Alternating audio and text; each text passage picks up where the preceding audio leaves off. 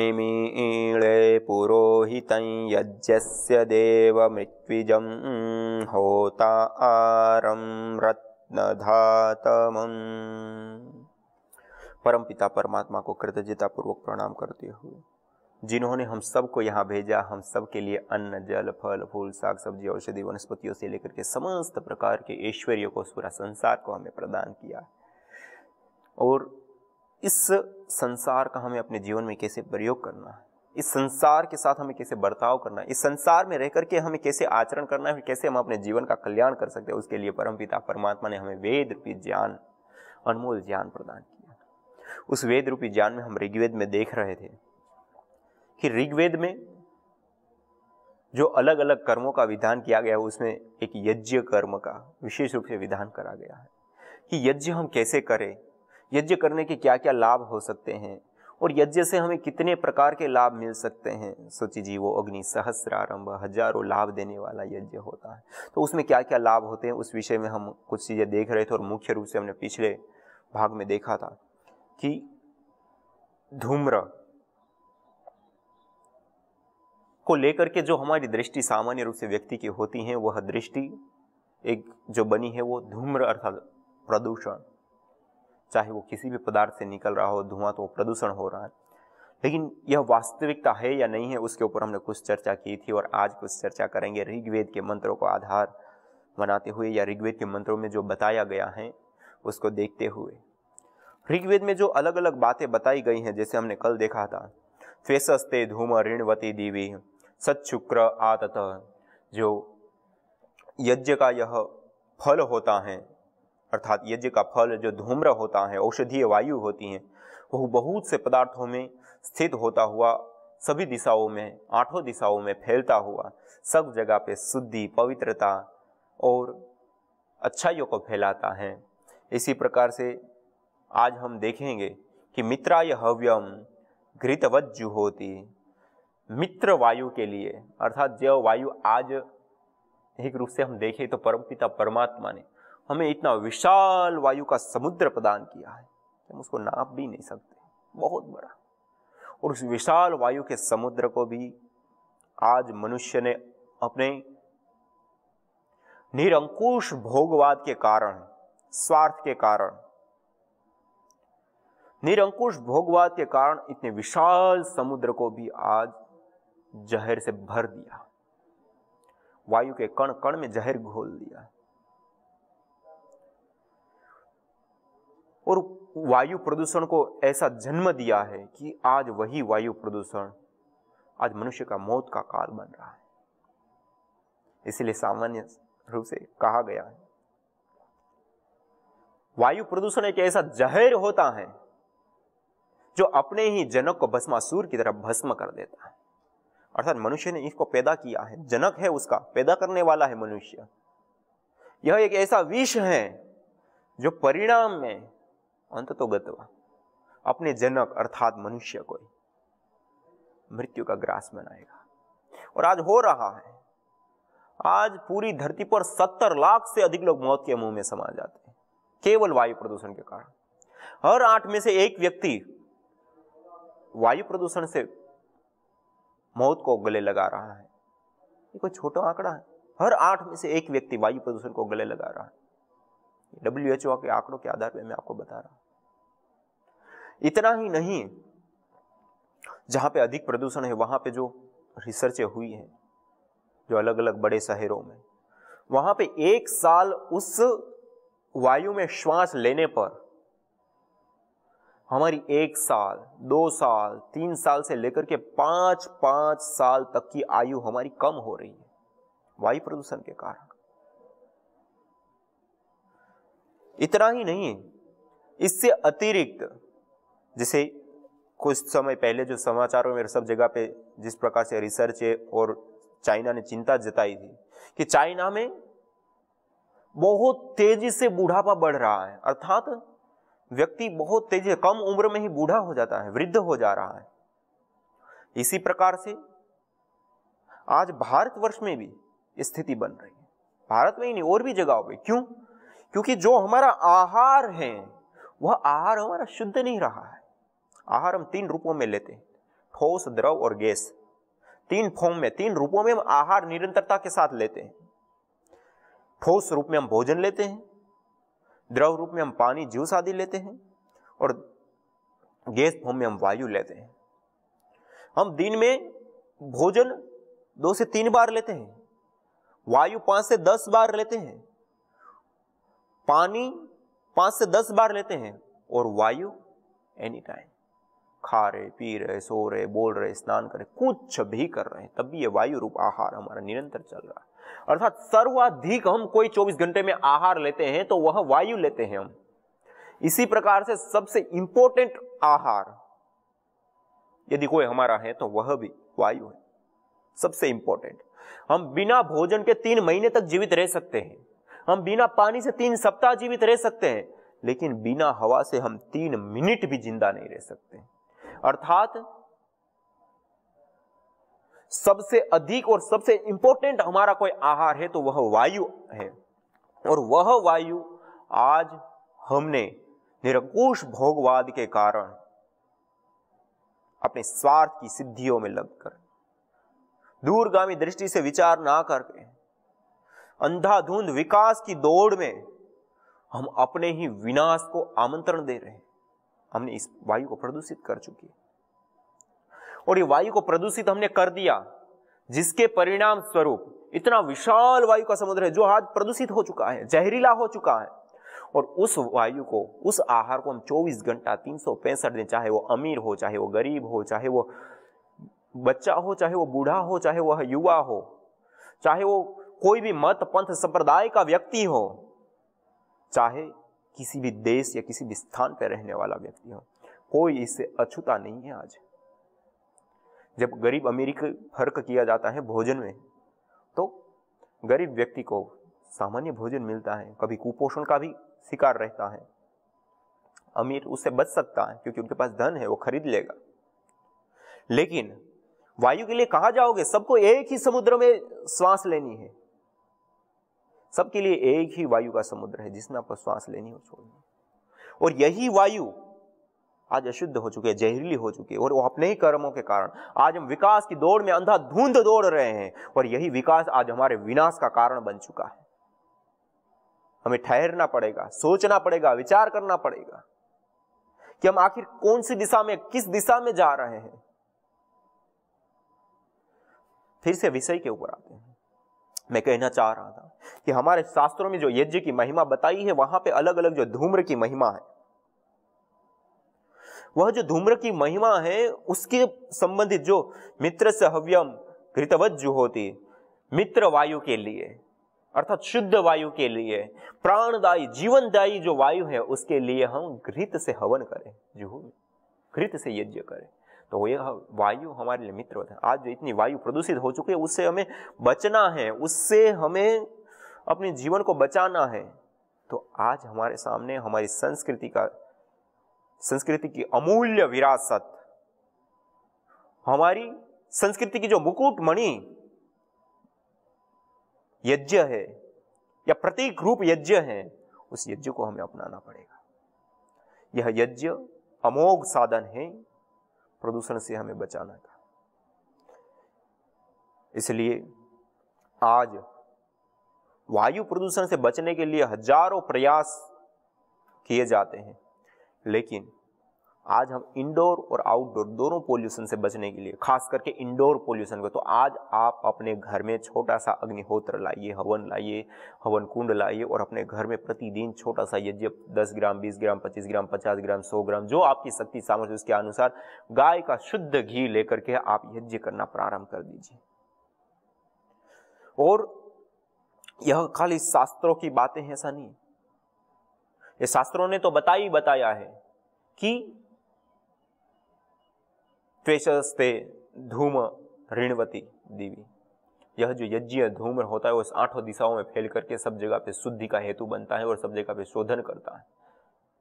और मित्र से हव्यम घृतवज्जु होती, मित्र वायु के लिए, प्राणदायी वायु के लिए हम घृत के द्वारा हवन करें। तस्मा एतत्पन्यतमाय जुष्टम अग्नो मित्राय हविराज्य, अर्थात हम उस अनंत प्रिय प्राणवायु के लिए अग्नि में हवन करें। कहने का अभिप्राय वही है हमारे शास्त्रों का कि जिस वायु प्रदूषण में आज हम जी रहे हैं उस वायु को, और जो सबसे इंपॉर्टेंट और सबसे महत्वपूर्ण, जो मैंने कहा कि जिसके बिना हम 3 मिनट भी जिंदा नहीं रह सकते, भोजन नहीं करेंगे तो 3 महीना जीवित रह सकते हैं, पानी नहीं पिएंगे तो 3 सप्ताह जीवित रह सकते हैं, लेकिन वायु के बिना हम 3 मिनट भी जिंदा नहीं रह सकते। वो जो हमारा सबसे इंपॉर्टेंट और सबसे महत्वपूर्ण जो हमारा आहार है, उस आहार को शुद्ध करने के लिए, पवित्र करने के लिए, प्राणदायी करने के लिए, जीवनी शक्ति से युक्त करने के लिए, औषधीय द्रव्यों से युक्त करने के लिए हमें यज्ञ को अपनाना पड़ेगा। यज्ञ ही एक आज हमारे पास शरण बच गई है, और यज्ञ के माध्यम से हम अपने जीवन को और इस जगत को दोनों को संतुलित कर सकते हैं। कहने का अभिप्राय है कि ऋग्वेद में जो यह अलग अलग मंत्रों के माध्यम से आवायो भूष शुचिपा उपनः, आवायो भूष शुचिता उपनः, अर्थात यह जो यज्ञीय वायु है उस सभी जगह पे जो दुर्गंध है उसको दूर करने वाला होता है और सुगंध को फैलाने वाला होता है। तस्मै वाताय हविषा विधेम, उस प्राण अर्थात जीवन देने वाली वायु के लिए हविषा विधेम, हम हवन करें, यज्ञ करें। ये जो 4-5 मंत्र या 4-5 सूक्तियों के माध्यम से जो मैं बताना चाह रहा हूं कि हमारे शास्त्रों में जो यज्ञ की महिमा बताई गई है वह अलग अलग डिफरेंट बहुत सारे, देव पूजन तो है ही है, देवी शक्तियों का पूजन ये हमारा पूजा पाठ का मूल आधार है, सही तरीका है, मूल तरीका है, वो तो है ही है, और इससे अतिरिक्त और बहुत सारे लाभ तो है ही है। लेकिन आज सबसे बड़ी जो समस्या है वर्तमान समय की, ग्लोबल वार्मिंग, ओजोन परत का क्षरण, केमिकल प्रदूषण से हर घर ग्रस्त है। आज इंडोर पोल्यूशन और आउटडोर पोल्यूशन इतनी बड़ी मात्रा में बढ़ चुका है, उससे हमें बचना है तो उसके लिए एक ही हमारे पास सक्षम और वैज्ञानिक साधन कोई है तो वह हवन है, यज्ञ है, अग्निहोत्र है, होम है। इसलिए हम यज्ञ की शरण में आए, यज्ञ करें, हवन करें, अग्निहोत्र करें, होम करें, छोटा सा हवन करें, 25 ग्राम, 10 ग्राम, 50 ग्राम, जैसी आपकी सामर्थ्य है उसके आधार पर एक छोटा सा तांबे का हवन कुंड लाइए आप अपने घर। कुछ लकड़ी, आम, पीपल, बरगद, गुलर जो भी आपको अवेलेबल हो जाए, उपस्थित हो जाए। गाय के गोबर की स्टिक बना सकते हैं, सब जगह पे गाय उपलब्ध है। इसी प्रकार से गाय का घी, शुद्ध गाय का घी आपको कहीं नहीं मिलता, पतंजलि योगपीठ के माध्यम से आज सभी स्टोर्स के ऊपर शुद्ध गाय का घी उपलब्ध है, उसका आप प्रयोग कीजिए। पतंजलि दिव्य हवन सामग्री, पतंजलि आस्था हवन सामग्री नाम से अलग अलग हवन सामग्री भी उपलब्ध, उसका आप प्रयोग कीजिए।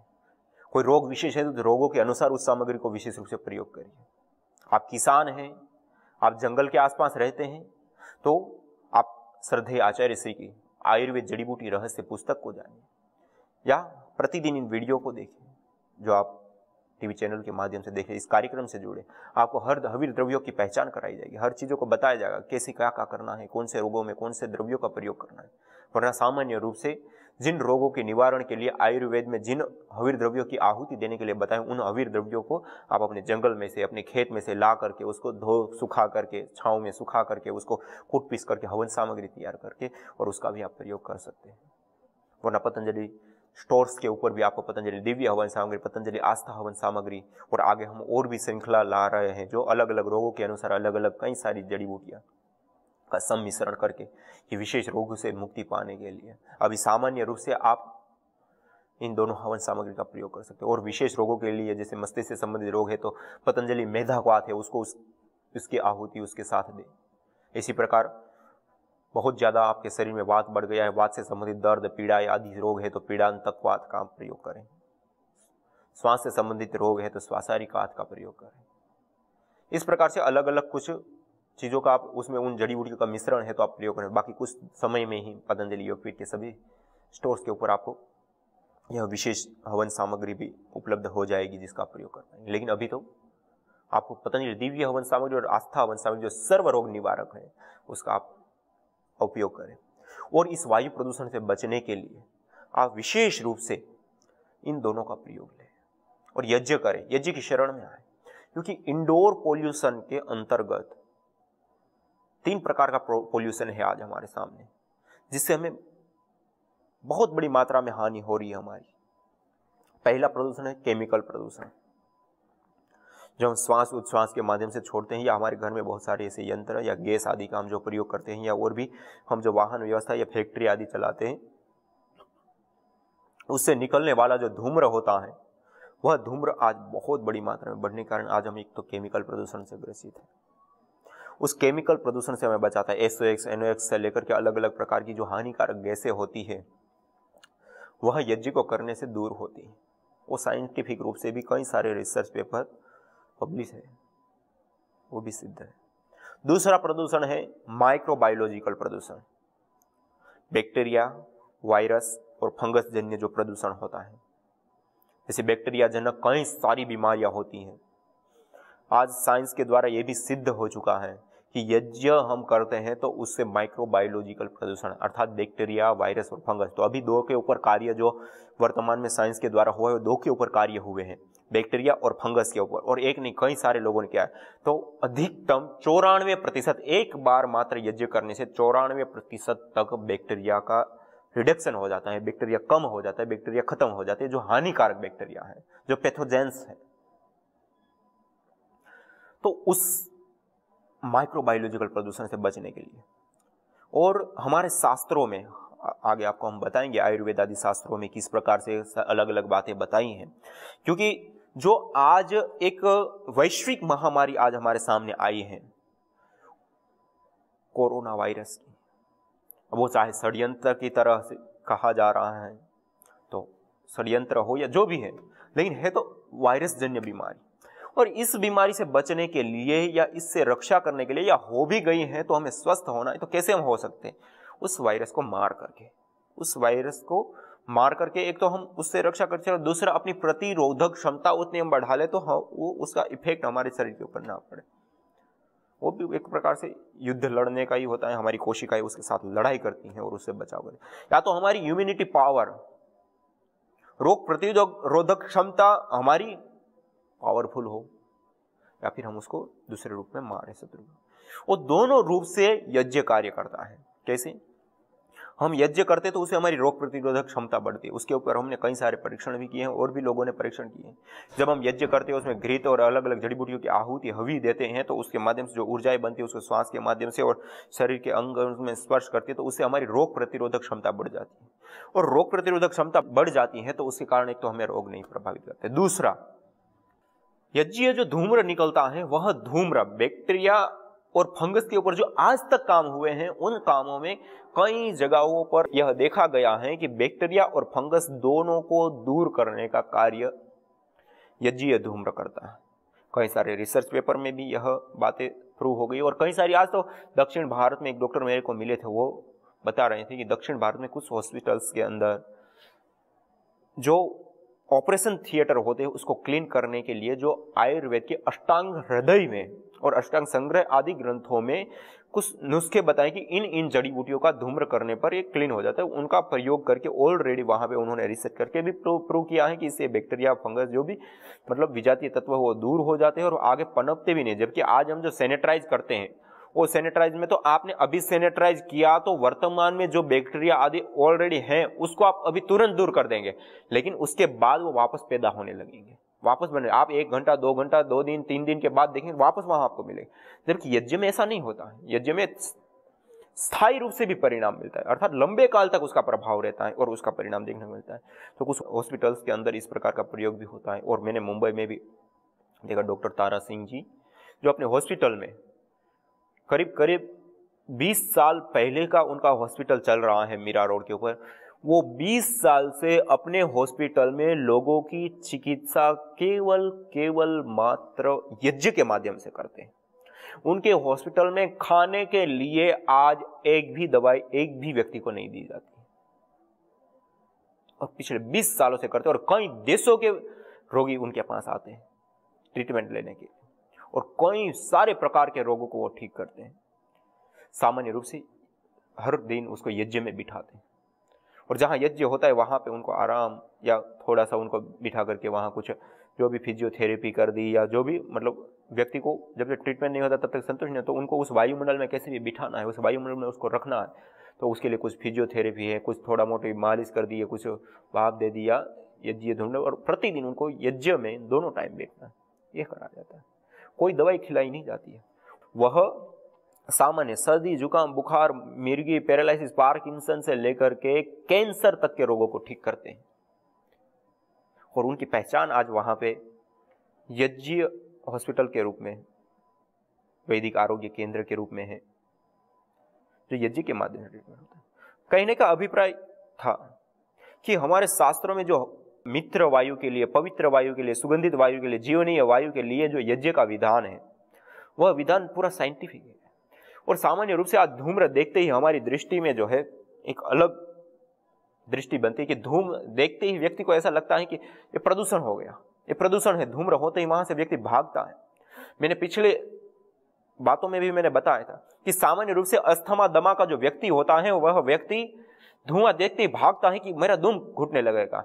जबकि आयुर्वेद में अस्थमा दमा के ट्रीटमेंट के लिए कुछ विशेष जड़ी बूटियों को अंगारों के ऊपर डाल करके और उसका जो धूम्र निकलता है उसी को लेने से वो ठीक होता है, ऐसा बताया। हमने अपने हाथों से परीक्षण किए। और भी कई सारे, डॉक्टर फुंदरलाल अग्निहोत्र जी, वो अग्निहोत्री थे, वो भी एमडी डॉक्टर थे, लंग्स के स्पेशलिस्ट थे। उन्होंने अपनी हॉस्पिटल में उस समय में, जिस समय टीबी का इलाज नहीं था दुनिया भर में, उस समय वह टीबी का इलाज अपने हॉस्पिटल में यज्ञ के माध्यम से करते थे। और अपना पूरा जीवन उन्होंने सारी चीज त्याग करके केवल यज्ञ के माध्यम से टीबी का इलाज करने में उन्होंने पूरा जीवन जिया। लंग्स से संबंधित बीमारी होती टीबी, बहुत बाद में उसका इलाज आया, लेकिन आज भी टीबी खत्म नहीं हुआ। आज भी अभियान चल रहे हैं उसके लिए, देश विदेशों में लाखों रुपए, लाखों हजारों करोड़ रुपए खर्च होते हैं। तो हमारे शास्त्रों में बताया हुआ जो सामान्य सा यज्ञ छोटा सा है, सामान्य तो नहीं कहा जा सकता, अति विशेष यज्ञ, लेकिन छोटा सा है, सस्ता है, सरल है, हर कोई कर सकता है, उससे वो ठीक हो जाता है। तो लंग्स से संबंधित बीमारी, फेफड़ों से संबंधित बीमारी, श्वास से संबंधित जो बीमारियां उसको भी ठीक करता है ये। दूसरा मैं बताना चाह रहा हूं कि सामान्य रूप से व्यक्ति के सामने धूम्र आते ही ऐसा लगता है कि प्रदूषण, तो धूम्र प्रदूषण नहीं होता है। जैसे मैंने पिछली बार भी बताया था कि जैसे कोई भी गंध होती है, वो गंध खाली एडिशनल पार्टिकल है, लेकिन गंध में भी सुगंध होती है, दुर्गंध होती है। सुगंध में भी कई सारी, चमेली, चंपा, गुलाब से लेकर के कई सारी प्रकार की सुगंधें होती है। उसमें भी कोई एक ही सुगंध ले ले तो उसके भी 3 विभाग होते हैं, 3 प्रकार से उसके बनाई जाती है। जैसे खाली गुलाब की सुगंध ले ले तो एक तो केमिकलों को मिला करके बनाई जाती है, एक तेलों को मिला करके बनाई जाती है, और एक प्राकृतिक रूप से खिला हुआ गुलाब है। और तीनों के रॉ मटेरियल अलग होते हुए भी उसके इफेक्ट जो है अलग अलग बन जाते हैं, एक ही गंध है गुलाब की। इसी प्रकार यहां पर भी धूम्र में भी ऐसा ही होता है। इसलिए धुएं के अंदर अंतर होता है, कार्बन के अंदर अंतर होता है, पार्टिकल के अंदर अंतर होता है, ऊर्जा के अंदर अंतर होता है। आज हम ऊर्जा के अंदर अंतर नहीं समझते। पहले हमारा भोजन सामान्य चूल्हे के ऊपर बनता था, सामान्य नहीं अर्थात विशेष रूप से चूल्हे के ऊपर बनता था। गाय के गोबर के कंडों का प्रयोग किया जाता था, और भी कई सारे प्रकार की लकड़ियों का प्रयोग किया। तो वहां पे भी हमारे आयुर्वेद में विधान है कि हम जो सामान्य भोजन बनाते हैं तो वहां पर बांस की लकड़ी हो या एरंड की लकड़ी हो, तो इस प्रकार की कुछ लकड़ियों का विधान किया है। उससे पका हुआ अन्न नहीं खाना चाहिए, या इससे पका हुआ भोजन नहीं खाना चाहिए। इसी प्रकार से गाय के गोबर के कंडे आदि, उसके ऊपर पका हुआ जो भोजन होता है वो बहुत ही ज्यादा अच्छा होता है, पोषक तत्वों से युक्त होता है, न्यूट्रिशन, माइक्रोन्यूट्रिएंट्स आदि से युक्त होता है। और आज हम धुआं करते हुए आज हम गैस के ऊपर आ गए। जिस समय वो चूल्हे का धुआं व्यक्ति के घर में फैलता था और व्यक्ति धुआं लेता था और माताएं बहनें भी उस धुएं में जीती थी, किसी को अस्थमा दमा की प्रॉब्लम नहीं थी उस समय, किसी को लंग्स से संबंधित प्रॉब्लम नहीं थी। आज हम गैस के ऊपर आ गया, धुआं को हमने दूर कर दिया, बहुत अच्छा काम हमने कर लिया, लेकिन आज वो बीमारियां क्यों बढ़ रही है लंग्स से संबंधित, अस्थमा दमा? एक हमारे लिए विचारणीय पॉइंट बिंदु है। मेरे कहने का अभिप्राय यही है कि धुआं के अंतर होता है, और यज्ञ के माध्यम से जड़ी बूटी और घृत आदि हम औषधीय द्रव्यों की आहुति हवि देते हैं, और उससे निकलने वाली जो अलग अलग गैस है वो हमारे शरीर के लिए, हमारे तन के लिए और इस पर्यावरण के लिए बहुत ही ज्यादा हितकारी, लाभकारी और अच्छी होती है। तो ऐसी जो सुगंधदायी और अच्छी जो सुगंध है उस धूम्र में हम अंतर देखें, और इस धूम्र का हम प्रयोग लेकर के अस्थमा दमा, कैंसर से लेकर के हर प्रकार के रोगों से मुक्ति पा सकते हैं। और आज वर्तमान में जो भयावह रूप से बढ़ रही जो कोरोना की व्याधि है या वैश्विक व्याधि है, उससे बचने के लिए हम अपने घर में यज्ञ अपनाएं। इसी के साथ ओम शांति शांति।